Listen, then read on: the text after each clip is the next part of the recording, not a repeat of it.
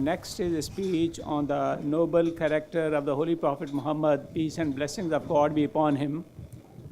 Study of the life of the Prophet, peace be upon him, is very important for a Muslim because he is the model how a Muslim should lead his or her life.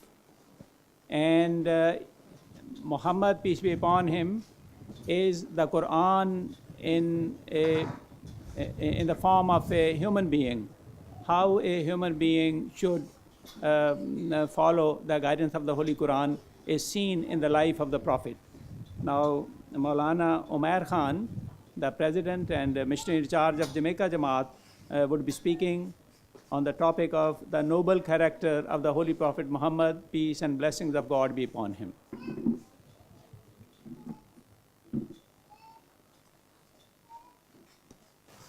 Assalamu alaikum wa rahmatullah. Peace be upon all of you. I will just start with some praises of God and a recitation from the Holy Quran. Ashhadu an la ilaha illallah wahdahu la sharika lahu wa ashhadu anna Muhammadan abduhu wa rasuluh. Amma ba'du fa'uzu billahi minash shaitanir rajim. بسم الله الرحمن الرحيم لقد كان لكم في رسول الله أسوة حسنة لمن كان يرجو الله واليوم الآخر وذكر الله كثيرا. So the verse I recited is from the Holy Quran, chapter 33, verse 22. God says, "Verily you have in the Prophet of Allah an excellent model for him who fears Allah and the last day and who remembers Allah much." Dear brothers and sisters, whenever you are given certain commandments, different types of rules, that is the theory part. But to see that it is actually practical, you need a human example.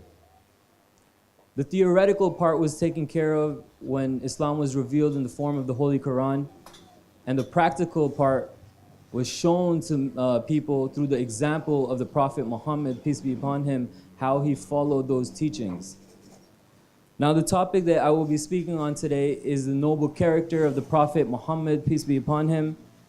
But I would like to speak about his character related to the young people, the youth.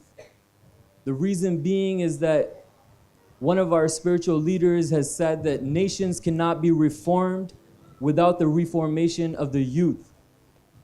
And even in Jamaica and different parts of the world, you know, the young people, the youth, is who need the training because they are the future. So I would like to exemplify his noble character related to the youth. Now, youngsters today, they face many peer pressures. They face stress from work and school, and they are in a period of their life where the smallest decision can have an effect on their future. When a person is in their youth, they go through a phase where they want to experiment and experience the world around them. They have a lot of passion and enthusiasm. Some use this to make the best of their youth by concentrating on their studies or pursuing a career to successfully establish themselves in society. Others dedicate themselves towards a cause or a belief. It may be religious or political. Others go through a period of confusion. They don't know what they want in life or what their purpose in life is. They have a lot of anger mixed with a lot of ego. They are thirsty for money, power, and respect, and popularity amongst friends. Some are morally weak and influenced by the wrong people or the wrong messages in society. They are in a stage where they don't have proper control over themselves and let their passions carry them away, which results in many problems, such as illicit relationships, lying, cheating, drugs and alcohol abuse, gang-related activity, running away from home, and robberies and stealing. This is a small summary of what some of our youth face and go through on a daily basis. So how does the Prophet Muhammad, peace be upon him, become a role model for today's youth? when we look at his life, we wonder, what was it about this helpless, unlettered orphan that captivated the hearts of billions of people around the world, regardless of their culture or skin color? What was it about him that brought back to life the spiritually and morally dead 1400 years ago, and whose effect we still see today in every nation and every people? The Prophet Muhammad, peace be upon him, was born and raised in a very corrupt and immoral environment. They were known mainly for three things: abusing intoxicants, gambling, and illicit relationships. This was their pastime. The Prophet Muhammad, peace be upon him, from a very young age, was always busy in the worship and remembrance of God even before he was given prophethood. There is a verse in the Holy Quran that says, "Inna salata tanha anil fahshai wal munkar," that surely prayer restrains one from indecency and immorality. And because of these prayers from a young age, the Prophet Muhammad, peace be upon him, was able to not be influenced by the society that he was raised in. And there's a beautiful saying of the Prophet Muhammad, peace be upon him. He says that there will be 7 types of people that on the day of judgment, God will be so happy with them that he will make them go into paradise without question. One is Shabun Nasha'i fi ibadatillahi ta'ala, that a youth who spent his youth years in the worship of God, and a man who is seduced by a beautiful woman, and he has such control over his character and his passions that he says, "Inni akhafullah," that surely I fear God. These were the types of teachings that the Prophet Muhammad, peace be upon him, brought about to his people. As I had said earlier, youth today are faced with a lot of peer pressure. They want authority, they want power and respect.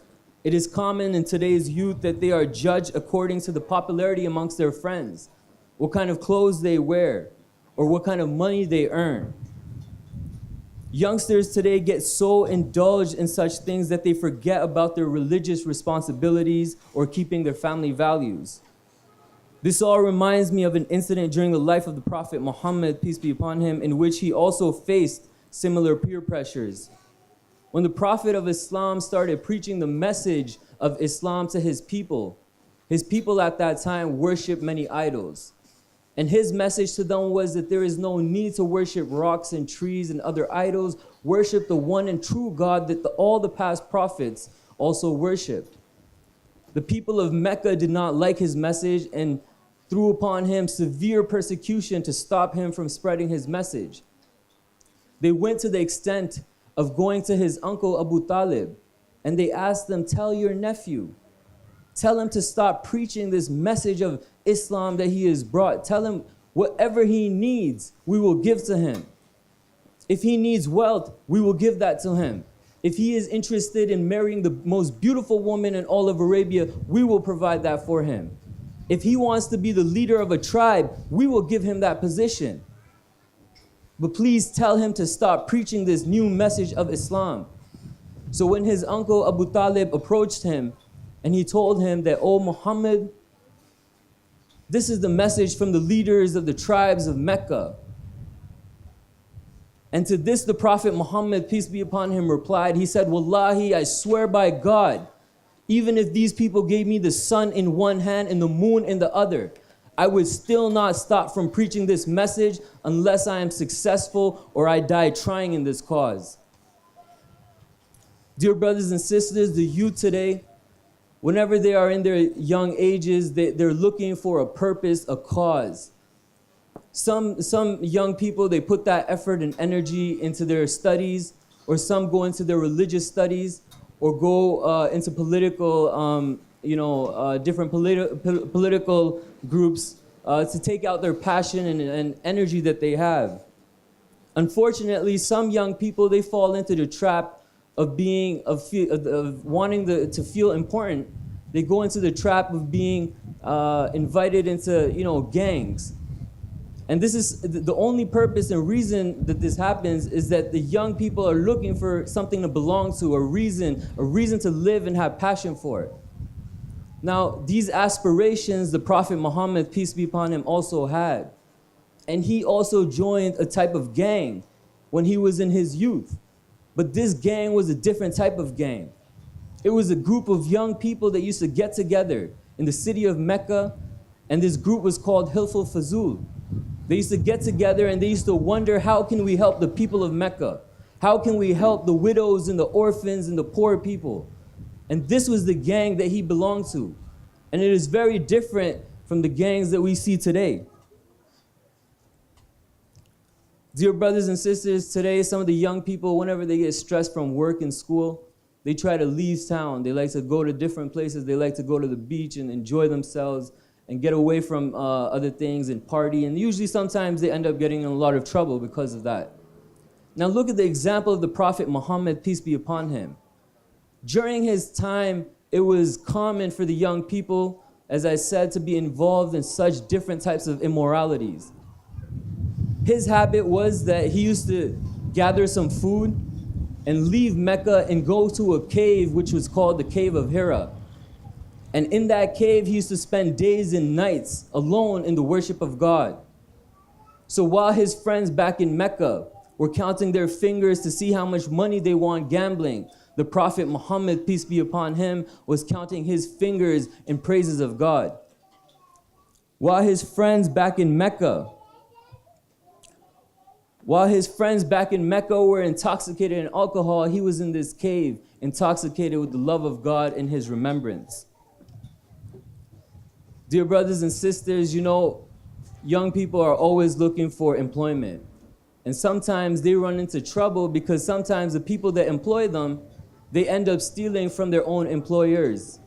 And this is a common thing that if people own businesses and stores, sometimes the young people get confused and they start stealing. And when we look at the life of the Prophet Muhammad, peace be upon him, we see that he was also an employee. And his manager or his boss, her name was Khadija. She was a very respected and wealthy woman, and she had hired the Prophet Muhammad, peace be upon him, to work for him. And when the Prophet Muhammad, peace be upon him, started doing some business deals for her, she was so impressed by his honesty and integrity. Not only did he bring profit for her business, but she was so impressed by his character that she sent a proposal of marriage to him because of how attracted she was to his character. Now the interesting part about this is that he was only 25 years old at this time, and she was 40, and she was a widow. And this shows how much character that the Prophet Muhammad, peace be upon him, had. That because the marriage was based on righteousness and piety, how loving that relationship was.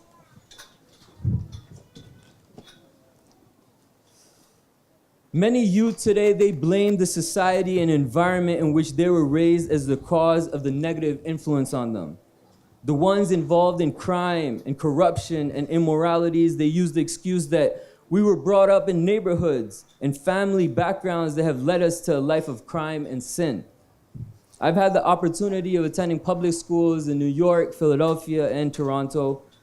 And when asked the reason for their disruptive behavior and corrupt attitudes, they blame it on the divorce of their parents. For example, that my father left us and I didn't have a father figure to look up to. Or that my mom passed away when I was young and it left such a deep scar on me that only drugs can make me happy now. And they say that this is the only way I was taught to make a living growing up in rough neighborhoods. Some of the young people, they blame the corrupt and immoral society they grew up in or the shock and sorrow of losing a loved one.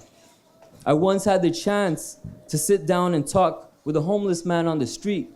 And I asked him, what brought you to the streets? And he told me he lived a good life. He had wealth, he had honor, he had family, he had everything. So I wondered, what brought you to the streets? And he said that my mother passed away, and in that same year, my wife also passed away. And that trauma was so severe to me that out of depression, I could not go to work anymore. And when I stopped going to work, I could not make money anymore. And even though I would try, it was so difficult for me that I could not bear it, and it brought me to the streets. And since then, this is what my life has been. Dear brothers and sisters, when we look at the life of the Prophet Muhammad, peace be upon him, his father passed away before his birth. His mother passed away when he was 6. And 2 years later, at the age of 8, his guardian, who was his grandfather, also passed away. When we look at his life, he went through more difficulties and tribulations than most people even before his youth. But brothers and sisters, he still did not give up on God, and he still did not give up on humanity. And we cannot say we as Muslims do not worship or believe the Prophet Muhammad, peace be upon him, to be divine. The Holy Quran makes it clear that he was only a messenger. And the Holy Quran says, "Innama ana basharun mislukum," quoting the Prophet Muhammad, peace be upon him, that I am but a man just like yourself. So he gave motivation to people that, look, I am human. I went through difficulties, and if I can bear with patience, then you can do and follow the footsteps that I have left behind.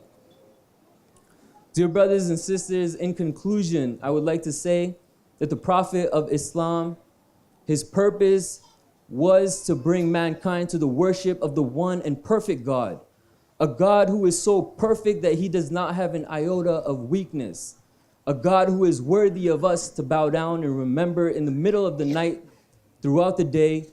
And that was the purpose of his life. And his heart melted with sympathy for mankind. And these two things were the reasons for his coming and what he called mankind towards, and nothing else. Dear brothers and sisters, I thank you again for all of you coming, and I look forward to sharing your beliefs with you and welcoming you to our mosque. And I look forward to meeting all of you in the future days to come. Thank you very much.